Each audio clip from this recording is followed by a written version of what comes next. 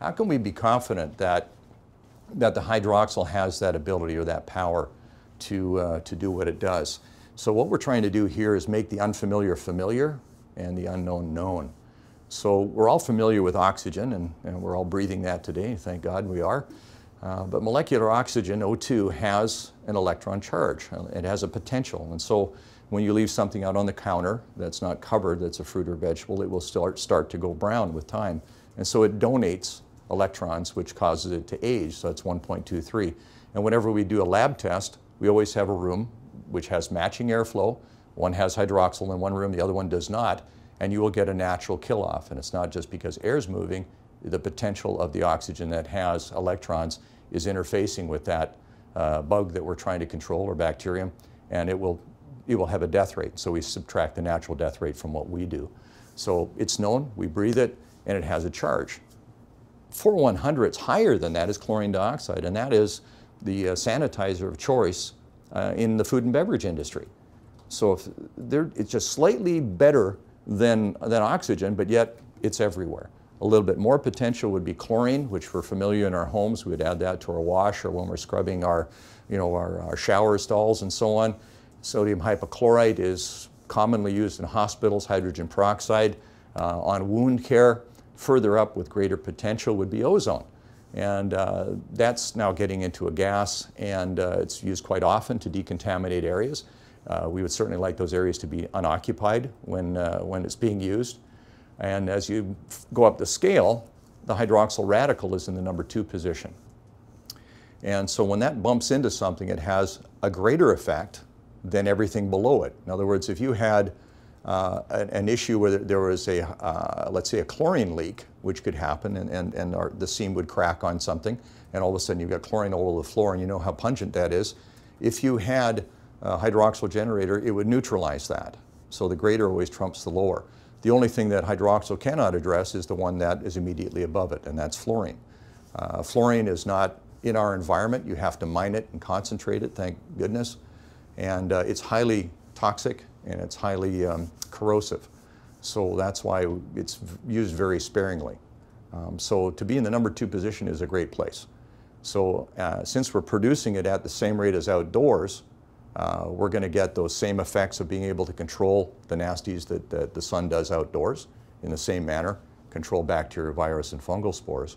And that's why the advantage is that it doesn't interface with us in a way that would be negative, whereas chlorine dioxide, hypochlorite, the hydrogen peroxide, all these things would be deleterious to us if we were to breathe that in. So it's interesting that virtually everything on that scale would have a negative effect on us personally, but hydroxyl does not. And it's amazing that it's up the scale that high, that it is 13 times more effective than ozone, yet 1 billion times faster to react. So it's not a minor player, and that's why it's so important in the environment. But when we locked it out of doors, then we've got that issue.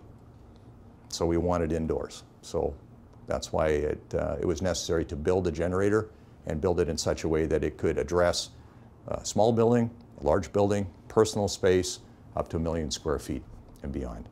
When we have engineering discussions, though, they understand this. They look at it and says, we're already using chlorine dioxide. Would it not be a great idea if we could use something that's more effective and be able to use it 24 hours? Because these guys can only turn on and use the cleaning cycle after the second shift is finished and been completed.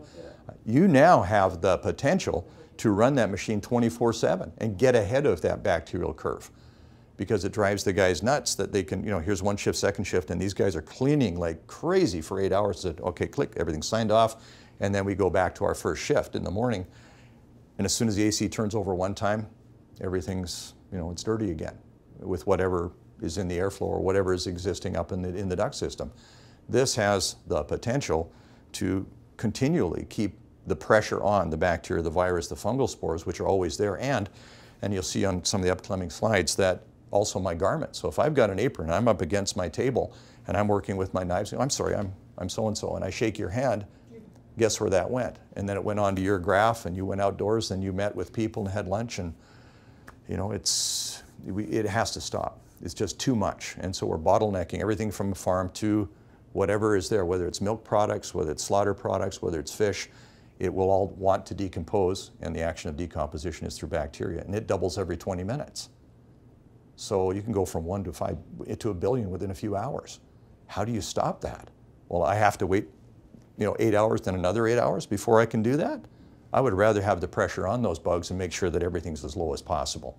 And the thing is, I've got something that's far more powerful or effective, I think is a better word, than chlorine dioxide or the hypochlorite or just hitting with hydrogen peroxide once every 16 hours. It's just the timeline's just too far apart.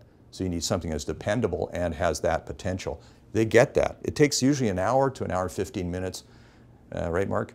On an engineering discussion, they go, okay, we got it. And they said, let's go to a test. And then it's away from my department, then it goes to engineering. They says, okay, we're ready to do a test. Let's pick a spot that's causing us grief.